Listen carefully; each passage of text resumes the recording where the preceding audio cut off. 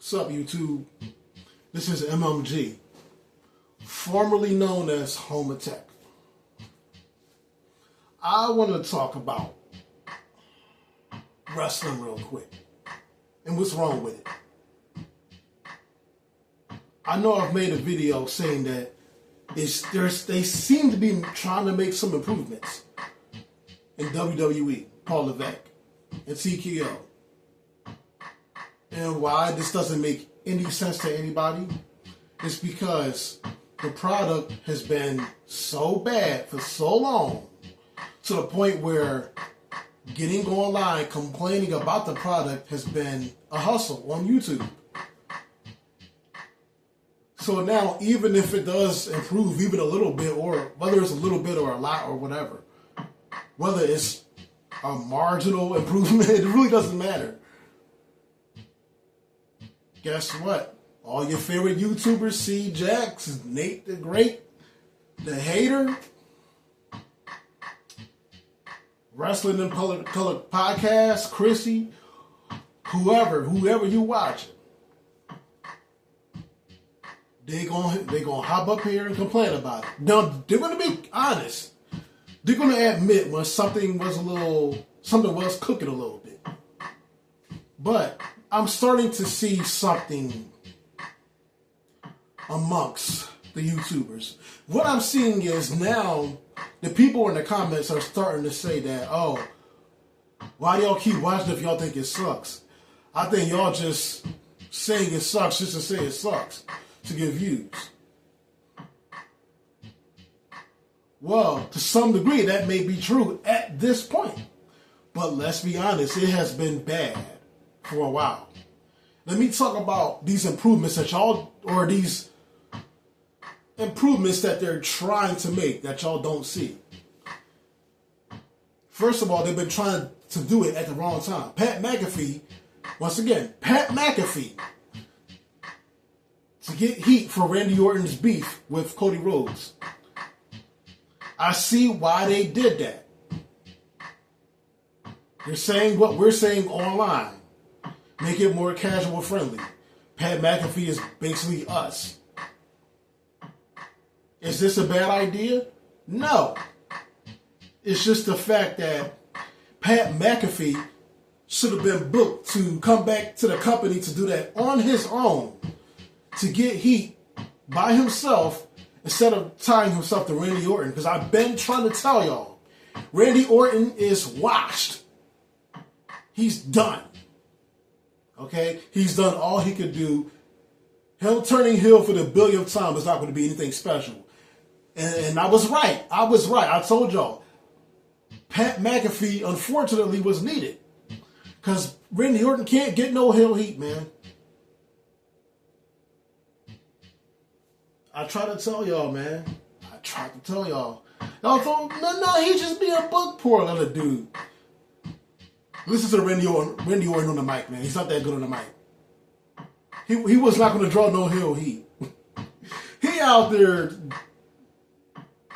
out there fucking saying the lyrics to his fucking theme song. Come on, man. Shit was trash.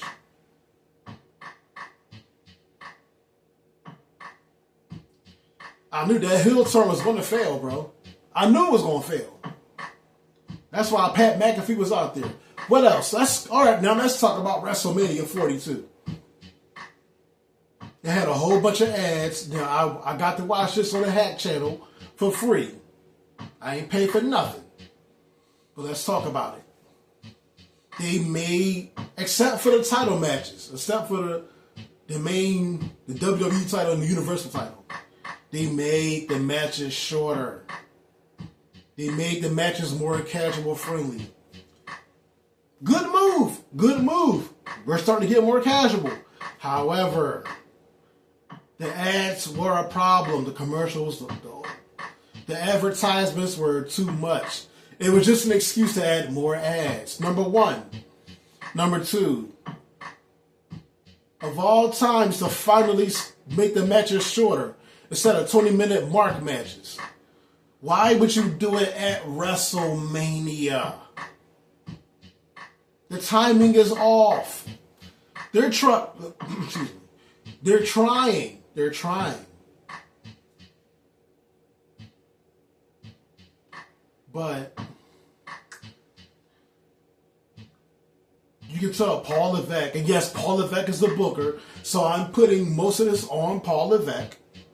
I don't know about why some of us keep blaming everybody else. Well, he's not Vince McMahon, so why did you compare it? Well, look, Vince was the booker when he was there. Paul Levesque is currently the booker. He's booking this shit. If not, tell me who the hell's booking this shit. Okay, there you go. Now, Paul Levesque, he's trying to get more casual friendly. But he just is not naturally a booker. He's starting, but you can see what I'm talking about. Oh, if those examples were not enough for you, let me give you one more example. And as dumb as this was, we can't sit up here and complain because Vince did the same crap in 2019. The Trick Williams and Sami Zayn beef. The gingerbread man. Now, before we roast this, yeah, it was stupid. And apparently they probably going to still go along with this crap. However, we can't sit up here and complain about the gingerbread storyline when this is the nonsense that Vince was doing every week before he had to get on up out of here, bro.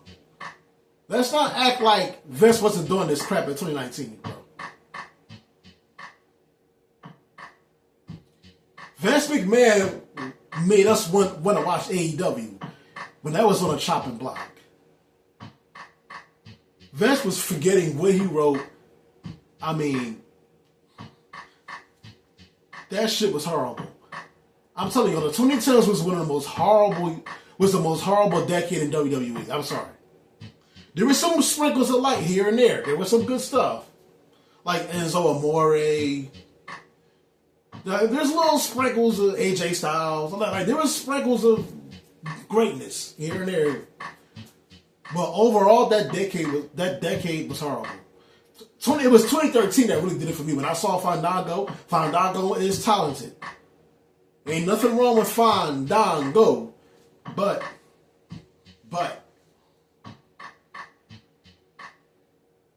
seeing that sissy beat Chris Jericho was enough for me to not want to watch WWE anymore. It was boring. Nothing just felt exciting, really.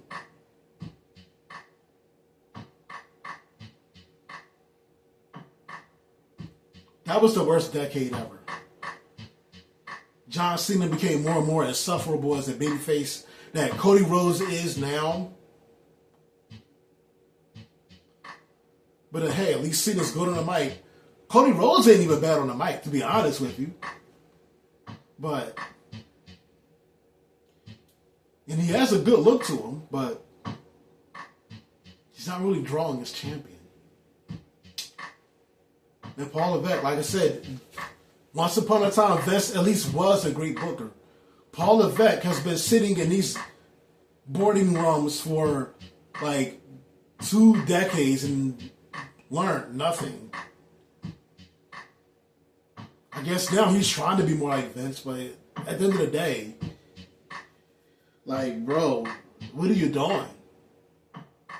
What are you doing, bro?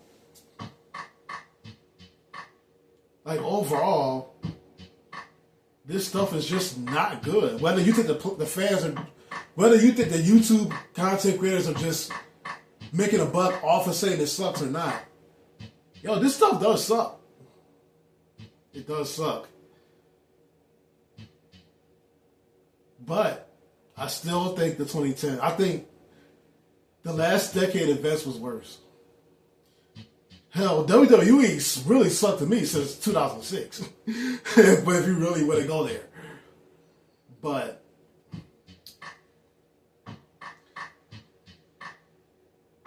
the booking is the biggest problem that's wrong with WWE today.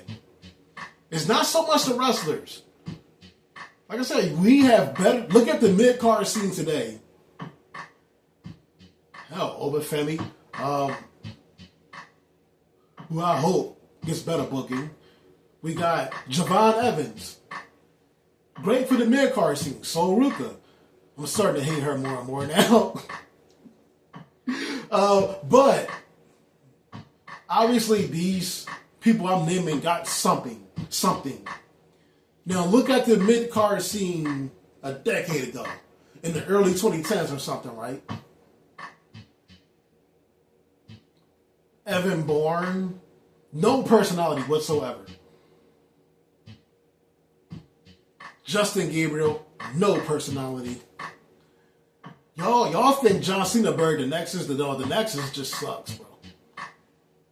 Like they had a good debut because they were wreaking havoc. But I knew like these guys are not going to draw. None of them. Heath Slater's like the only one that kind of like, okay, he got something. Heath Slater, yeah, that boy good.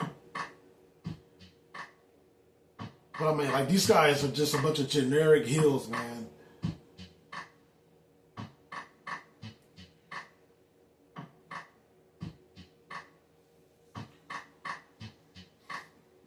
Like the mid-carders today are far better. Okay, Kevin Nash can get up here and say, "Oh, Javon Evans is not black enough." No, he definitely acts like a black man. He was cooking Rusev a little bit Monday Night Raw. No, Javon Evans, he acts like he's just not over stereotype. But Javon Evans, he's definitely acts like a black man. Okay. When you see youngins playing basketball on the court, you see a bunch of Javon Evanses, okay? So don't tell me he ain't black. Now, anyhow, I'm just using him as an example of today's mid-carders, who are probably not going to be like main eventers, maybe, but they're going to win the IC title, the US title, more than likely. Javon Evans got more personality in his panky than anybody from the 2010s in the mid-card scene. Dolph Ziggler is just a wannabe 1992 Shawn Michaels. That's really all he had going for him. Come on, man, that was lame. You know, yeah, that made him a little interesting, but that only shows you how interesting Shawn Michaels was. Like, the mid-card scene was really bad. I don't think you understand just how bad the 2010s really were. Go back to those years. You want to go back to Baron Corbin? Be my guest. Like, those years was ass. Okay? But yeah, the product, back to my original point, the product has been so bad to the point where even if it starts to get better, it's not going to feel like it. Because the fans, the content creators are used to shitting on it. And if it's good, what content do they have? If it's legit, if Raw SmackDown start getting good, like, and even 2016 good. Because 2016 was probably the best year out of that decade. Hands down. Let's say it's just like 2016 good.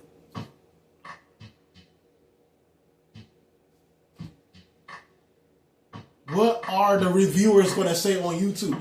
They're not going to have no content. We don't watch these YouTubers so they can dick eat, bro. Like, we went in here to roast.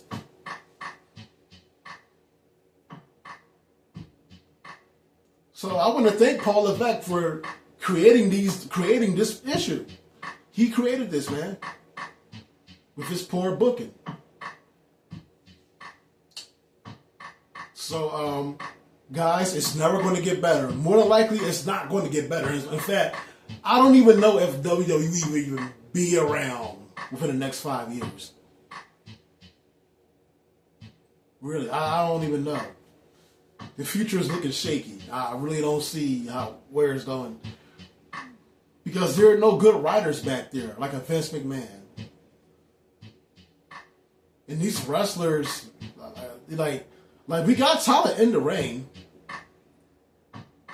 Like, this could potentially be a much better decade than the last one. Maybe not attitude ever good, but good enough. Like ruthless aggression good. It could get that good with some good writers, but Paul Levesque is just not a good writer. So don't expect this stuff to get any better. Don't expect Paul Levesque to be fired. Because who's going to replace him?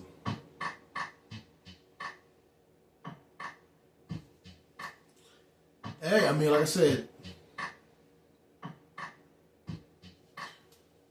don't expect much. Peace.